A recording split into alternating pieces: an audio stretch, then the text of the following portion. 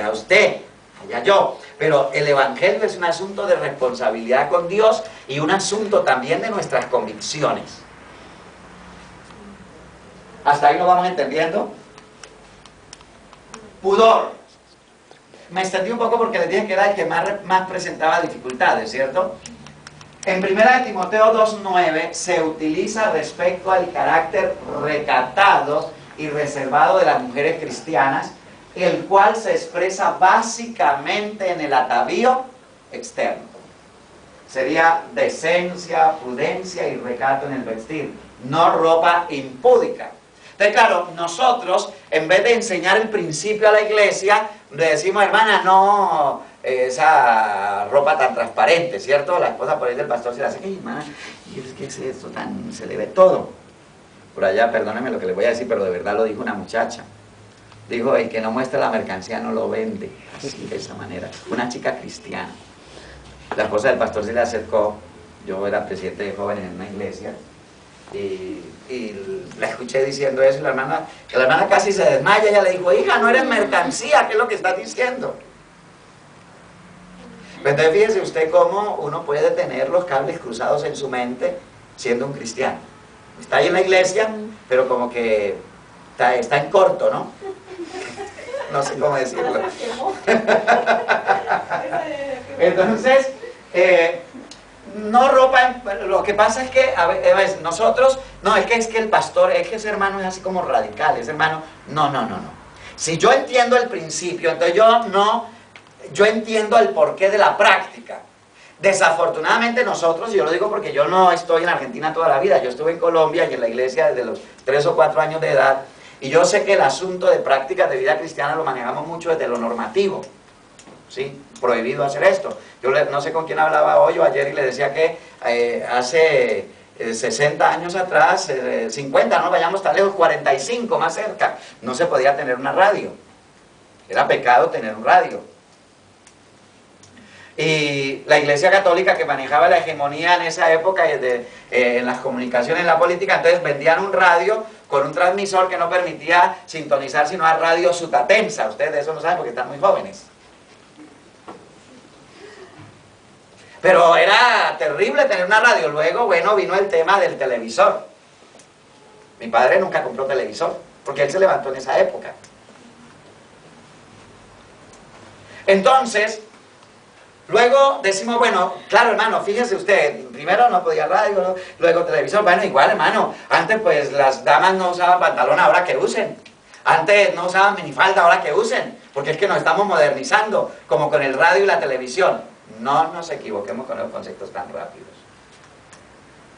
Claro que sí, en aras del anhelo, del deseo de tener una vida agradable al Señor, pues sí, la iglesia tuvo algunos radicalismos en sus conceptos, en sus enseñanzas y en sus prácticas.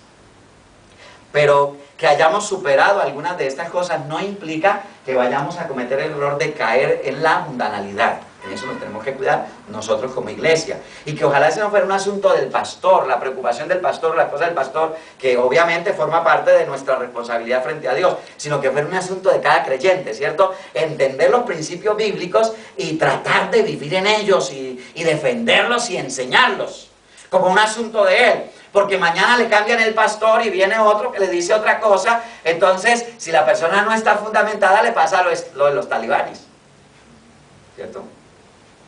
Porque piensa que es una prohibición.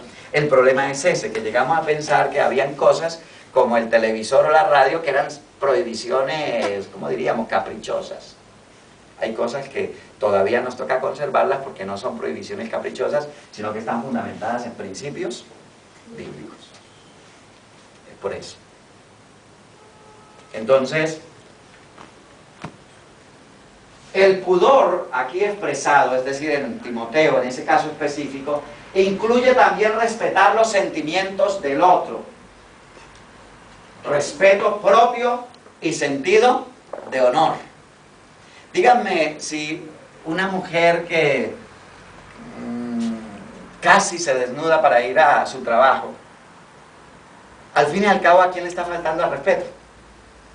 Ella misma, ¿cierto? Ella misma. respeto propio y sentido de honor.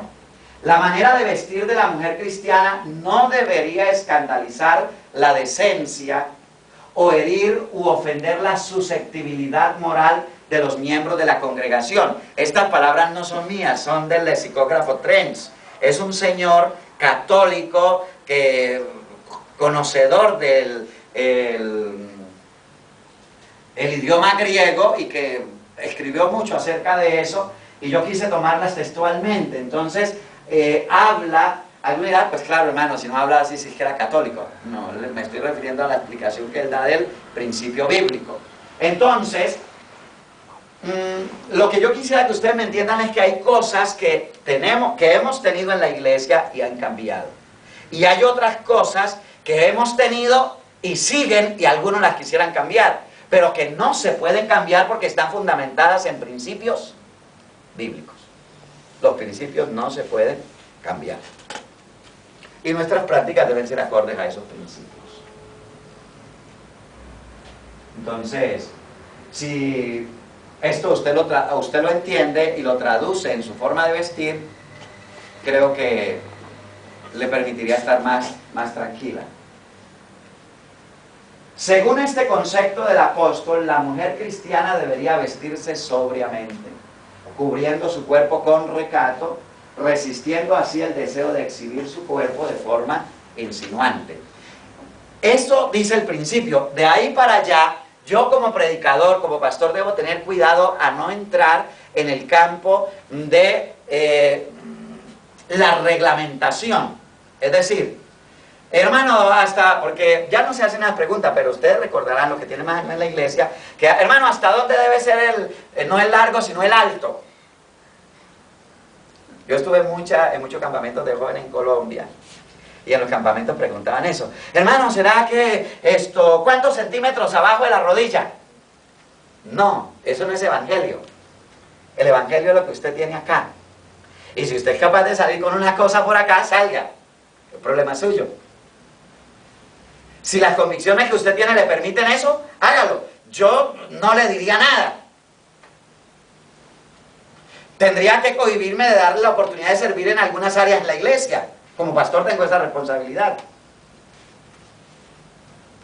O me llegó con no solo una minifalda, hablemos de escotes, hablemos de cuantas cosas que tienen que ver con insinuarse, ¿cierto?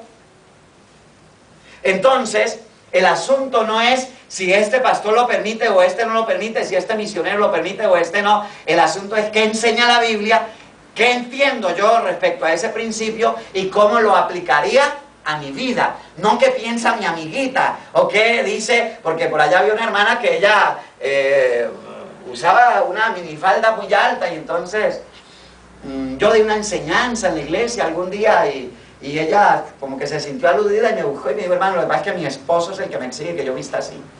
Dime, hermana, usted es libre de hacer lo que usted quiera. Yo estoy en la obligación de enseñar la palabra y usted mire cómo vive. No es que mi esposo me exige, yo tengo que someterme a mi esposo. Lindo argumento, ¿no? ¿Sí lo entendieron o no? Bueno, entonces, la modestia se traduce de la palabra griega sofrosune, la cual denota recto juicio de mente, cordura, sensatez. También se puede traducir como templanza, ser sobrio o abstenerse de vino, como lo contrario a la embriaguez moral. Se emplea metafóricamente de un estado de alerta moral. Modestia. Según San Pablo, los cristianos deberían vestirse sobriamente, resistiendo el deseo de exhibirse con ostentación. Fíjense, resistiendo el deseo de exhibir su cuerpo de forma insinuante porque toca con la parte del pudor. Pero ya en este otro caso, hablando de la modestia, resistiendo el deseo de exhibirse con ostentación. Esa virtud se refiere a la actitud mental del control propio. El apóstol reconoce que el control de sí mismo es indispensable para que un cristiano se vista modesta y decentemente. Esta modestia es moralidad. Es lo contrario a toda pasión o actitud apasionada.